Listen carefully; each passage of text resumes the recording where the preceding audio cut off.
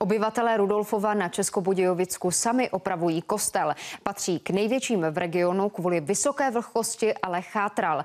Při první žádosti o evropskou dotaci na opravu farnost neuspěla. Do přestavby se tak pustili místní. Farníci ušetří stovky tisíc.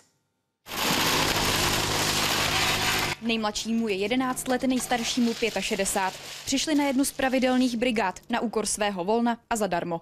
Tentokrát do kostela navážejí štěrk pod novou podlahu. My jsme se pustili do oprav kostela díky tomu, že jsme získali seznam 40-50 dobrovolníků. Jsou tady chlapi, kteří by si jinak do kostela vůbec netroufli. Chodíme zhruba každých 14 dnů, vždycky se udělají takové pracovní skupiny. Už máme za sebou výkopové práce, vrtání. Chodím na ty brigády poměrně pravidelně a chtěl bych, aby ten kostel byl v pořádku. Odpracovali dohromady už víc než 1500 hodin a vyvezli přes 70 tun materiálu z oklepaných omítek a rekonstrukce podlah. To spojuje nejen farnost a lidi ve farnosti, ale že vlastně k tomu jsou přizváni i obyvatelé Rudolfova. Chodíme na mše i na brigádu.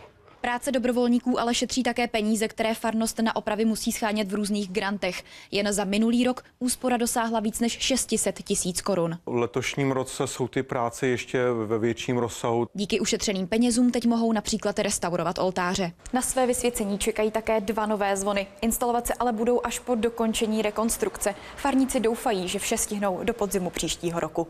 Veronika Kabátová, Česká televize, Rudolfov.